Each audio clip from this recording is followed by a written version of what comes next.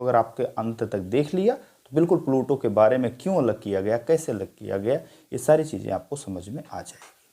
तो प्लूटो, पहली बात तो प्लूटो जो आपको पता है कि Mercury, Venus, Earth, Mars, Jupiter, Saturn, Uranus, Neptune के बाद सबसे लास्ट जो प्लेनेट है वो क्या है, प्लूटो है।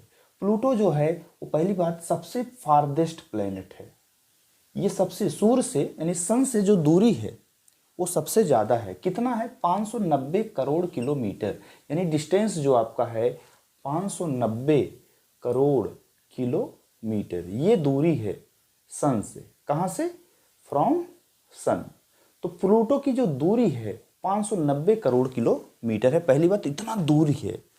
दूसरी बात ये क्या है, यहाँ पर जो टाइम पीरियड होता है, प्लूटो का जो टाइम पीरियड होता है वो 248 साल का होता है।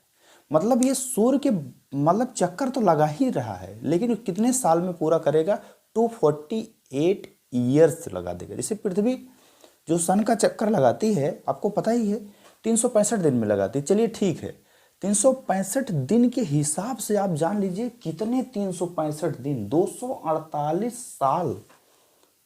मतलब आप बात को समझ रहे हैं कि आदमी पैदा होगा, दो आदमी मर जाएंगे, हो सकता है 3 लोग मर जाएं इतने साल में, तब जाकर के एक चक्कर लगाता। तो बताइए हम क्या करेंगे उस काम का।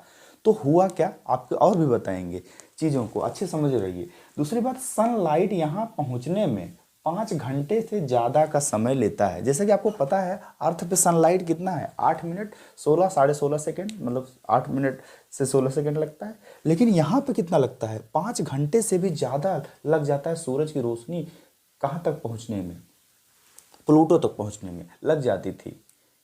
तो बेहतरीन ढंग से ध्यान देखिएगा, 5 घंटे से ज़्यादा समय लगता था केवल रोशनी पहुँचने में। तो 5 घंटे आदमी क्या क्या नहीं कर सकता। और उसके बाद ये जो इतनी बात होने के बावजूद एक और बात है, लेकिन इसके कारण अलग नहीं किया गया, ध्यान दीजिएगा, इसके कारण बिल्कुल अलग नहीं किया। अलग करने का कारण हम आपको बताएंगे।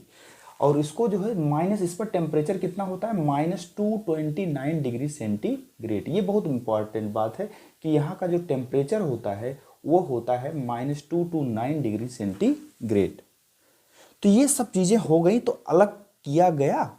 हाँ, अलग किया गया। कब अलग किया गया, तो किया गया 2006 यानी 2006 में इसको अलग किया गया। किस संस्था ने अलग किया, इसका नाम है इंटरनेशनल एस्ट्रोनॉमिकल यूनियन।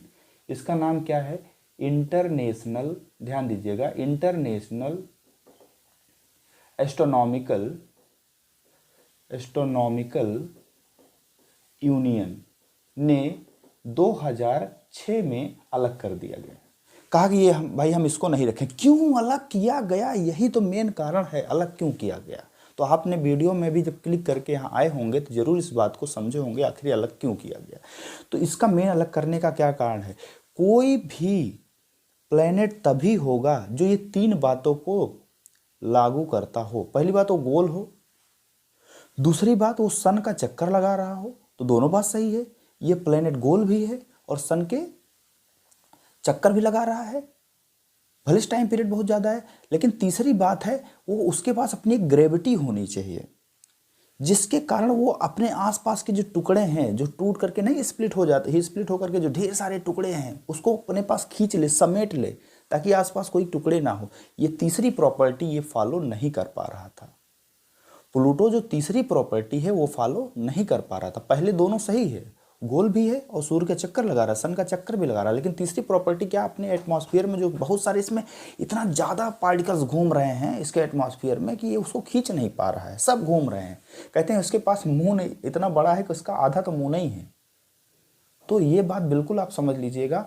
ये प्लूटो जो होता है, एक और विशेष बात अभी आपको बता रहे हैं कि प्लूटो हमेशा ईस्ट से वेस्ट रोटेशन करता है। अगर आप प्लूटो पर होते हैं, चले जाते, तो वहाँ सूरज कहते हैं नहीं पश्चिम में उगता पूरब में अस्त होता। जैसे कहते हैं ना, अरे ऐसा कभी नहीं हो सकता कि सन जो है पश्चिम में उग जाए। तो हाँ, प्लूटो पर होता है, पश्चिम में उगता है, पूरब में अस्त होता है।